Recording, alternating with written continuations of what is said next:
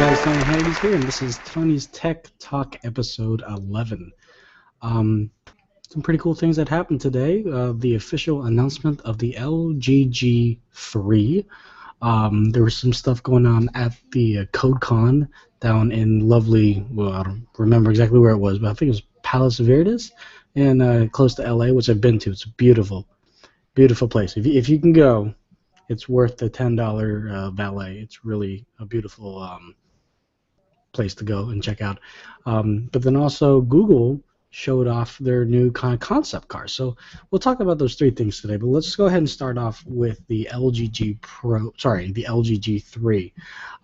Now we touched on this yesterday, and all the leaks, if not all of the leaks, all the leaks were spot on. That's cool. It's a little, a little bit of a letdown because we knew everything about this damn phone, even down to all the measurements on this. And I think it was those guys coming out of the Netherlands that really pinpointed every single specification.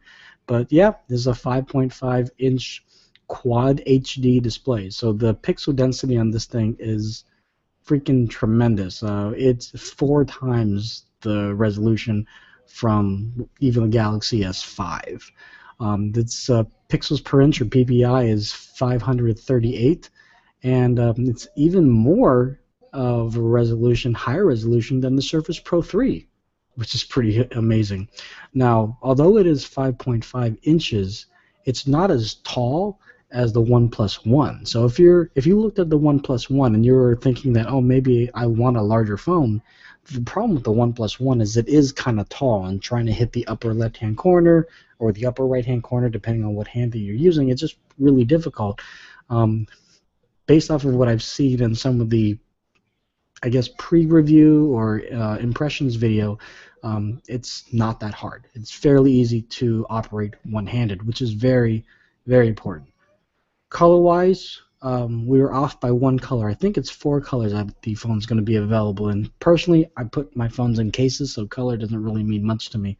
But the screen is just, not only is it very big, but on the front face, there's very small bezels, so it almost looks like the whole screen takes up the front face. Excuse me. We're also looking at the volume rocker and the power button being on the back too, which is pretty much the same as we've seen from the G Flex and the G Pro 2, or the G2 rather. But this is just a little bit better. It's a little bit grippier, and they have a little bit more functionality. And that's the one thing that they were really kind of hitting home on with this new G3. It's that a lot of the UI design is really about simplicity. They really tried to show people that this is a simple design, which, you take into account a very large competitor, Samsung. Some analysts will tell you that their design is really convoluted and overly difficult. Just trying to change simple things, you have to go through a ton of different menus. So based off of what we've seen with, I don't even know if the LG UI has a name, we'll just call it LG. But based on what we've seen, it is very fluid. It's very easy to use. Also, some of the specifications on the camera, it does have a 13 megapixel OIS, which is optical stabilization, and it has a laser autofocus. It actually shoots a laser that you can't see to really pinpoint on what you're trying to focus on, which is pretty amazing. And although it's only 13 megapixels against all these other cameras that are coming out with 16, again, that doesn't really make that much of a difference unless you're blowing up the picture to a much larger screen. The front-facing camera is 2.1 megapixels, and still there's no flash or anything like that. Which, firstly, for me in this day and age, you would kind of think more and more people would put a flash or some sort of apparatus to make it easier to have light being emitted, so you can take low light shots or low light video camera. But it is what it is. And as I mentioned also too, the other things that we've seen about this phone is that it has not only the 5.5-inch screen, but the battery is removable with a 3,000 milliamp battery. Memory capacity comes in 16 and 32. There is a memory card for the SD slot, so if you're into using an SD card, a micro SD card, this does support that, whereas some of the other phones that they've had in the past, like the LG G Flex, did not. 3 gigs of RAM for the 32 gig flash memory variant, and it's only 149 grams, so it's fairly not too heavy. And looking at what I've seen in the pictures, it looks like it's a little slippery, and so I just, again, I would probably, like I said, I'd probably put some sort of like TPU case on there so I would have a better grip. But some of you out there like to have your phone naked, and if it's slippery, it just slips out. Then what good is the phone? It's just gonna drop to the floor. So it does have Corning. I think it is Corning Gorilla Glass. I'm not quite, I'd have to double check on that. But some of the other LG features that they were really honing in on was something called Smart Notice, which, in all accounts, it's kind of their version. Excuse me, their version of Google Now, Smart Keyboard, and Knock Code, and Guest Mode, and a few other things. Personally, I would use your own keyboard, whatever keyboard you prefer, and that's one thing I really love about Android. I started using SwiftKey X many years ago. I now use the Google keyboard. Why? I don't know. I'll probably switch back to the SwiftKey X. Smart Notice, like I said, it's kind of like Google Now, so I'll just continue using Google Now.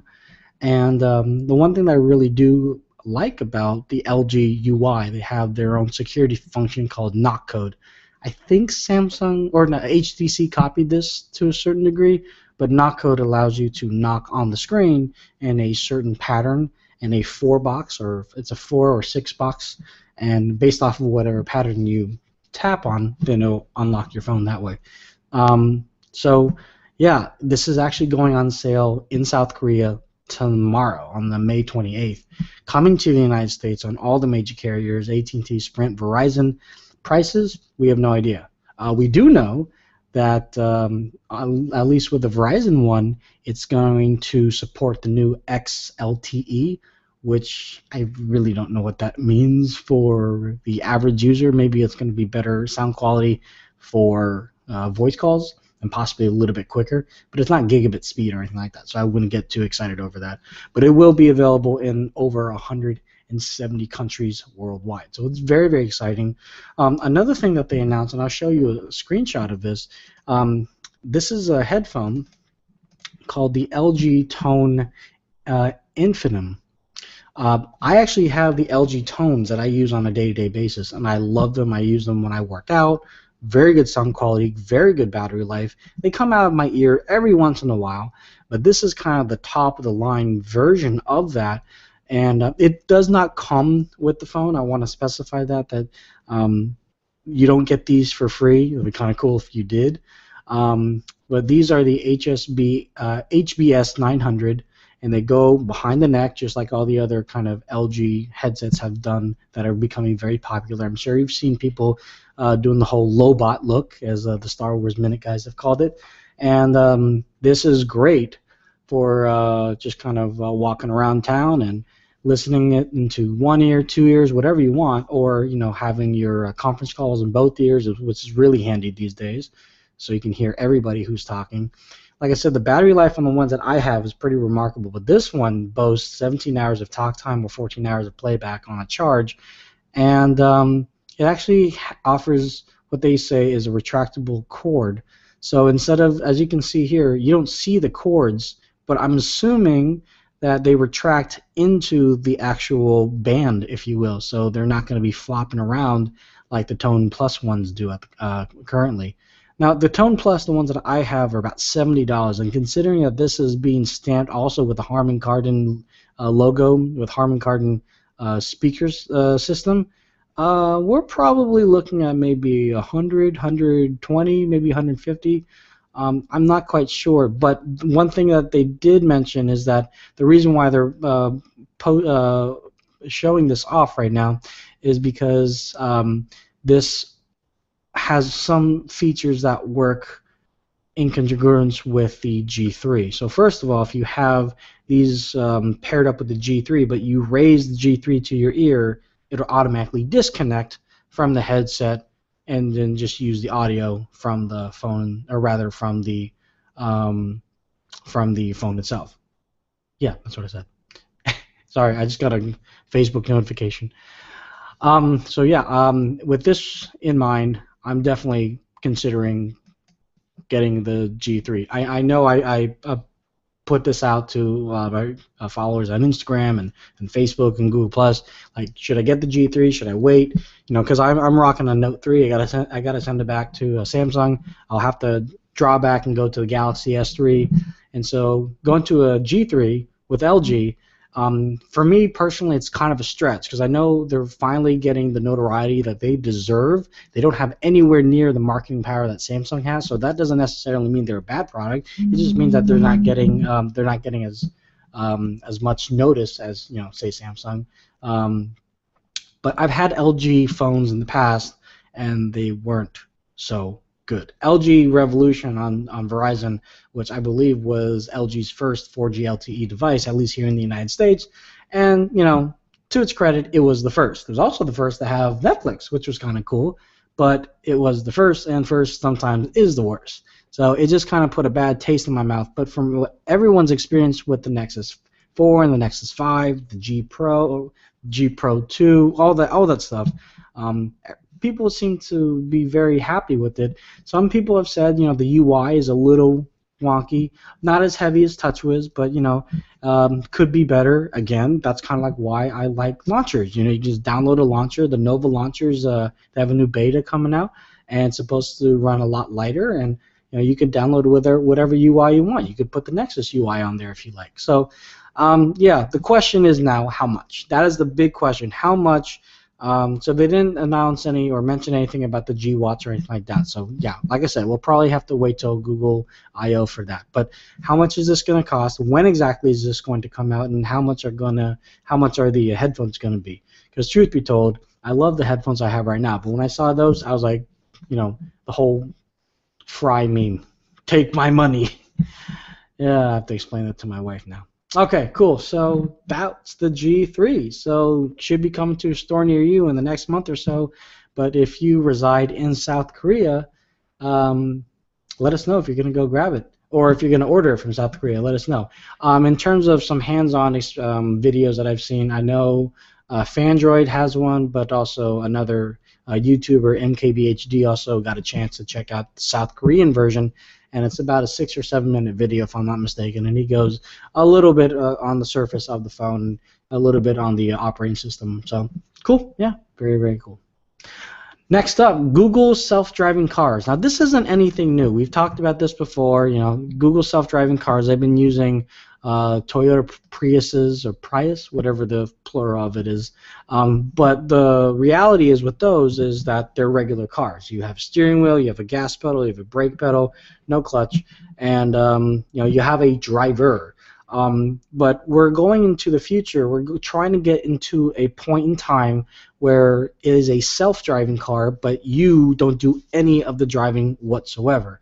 But we don't really have any car that is structured or fixed for that at all. You have to make it. So Google said, all right, shoot, let's go make it.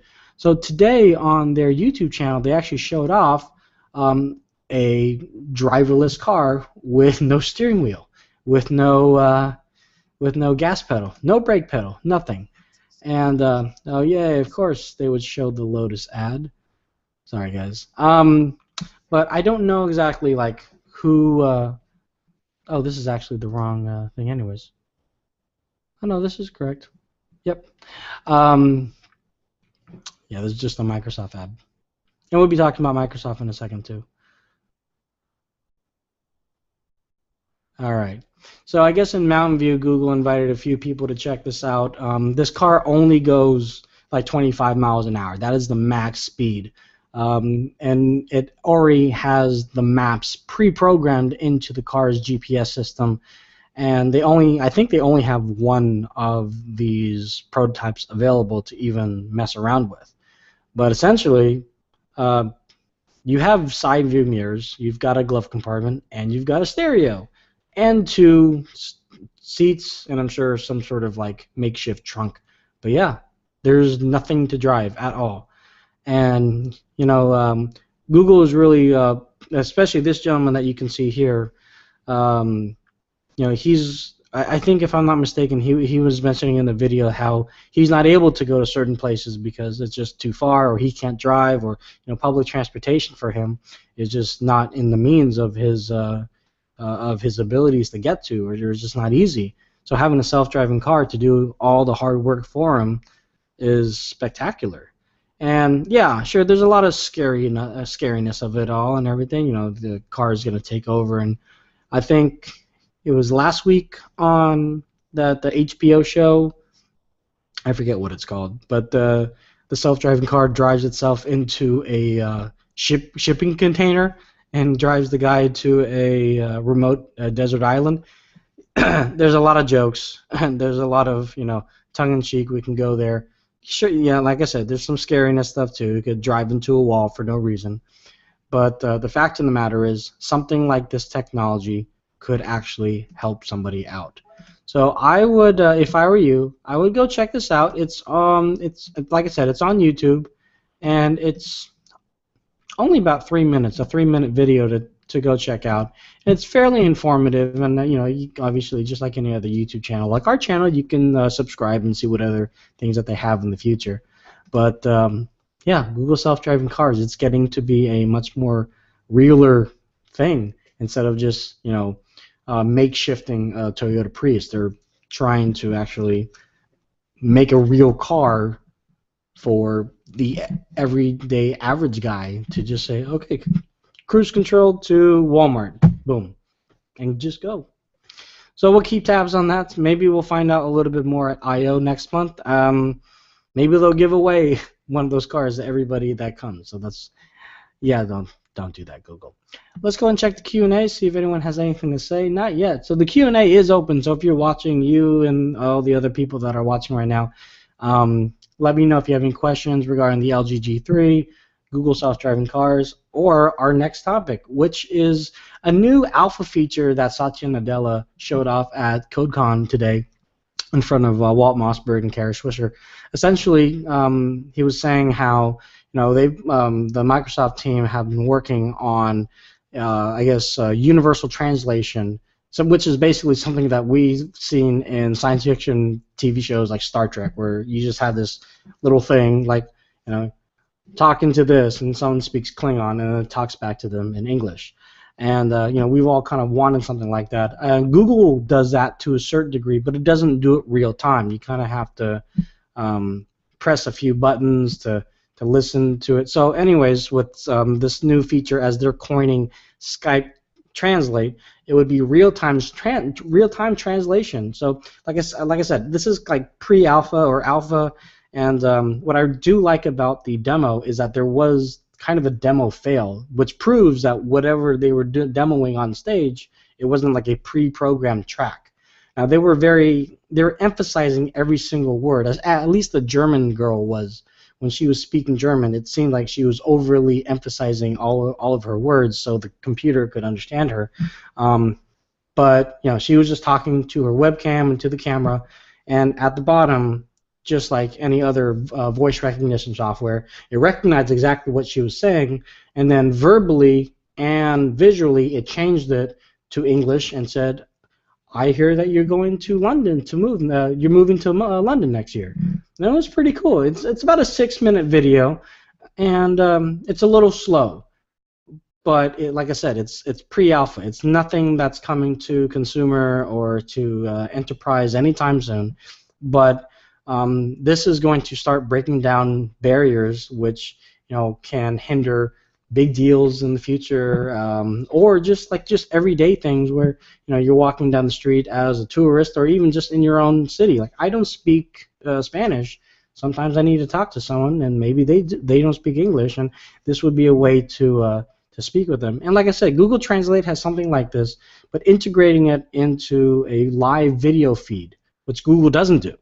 This is being integrated into a live video feed over computer, in the future over Skype, on the phone, Bing, Cortana, all that stuff. It's going to be very, very exciting, and I'm sure if Microsoft knows what they're doing, they could possibly license this to other companies as well too. So if you think about it, you're playing Titanfall with some random guy in I don't know, in Russia, and you start talking smack to him, thinking he doesn't understand English. Next thing you know, Bing is translating it for you. And it's like, oh, now he knows what I'm saying. Oh crap, maybe I should tone it down a little bit. So I don't know. It's just some kind of future thought. So we're talking about futuristic things, self-driving cars, computers that translate for you on the fly. It's very, very cool, very compelling, very scary. But it is the way of the future, and it's what we've come to want, and it's becoming more and more of a reality.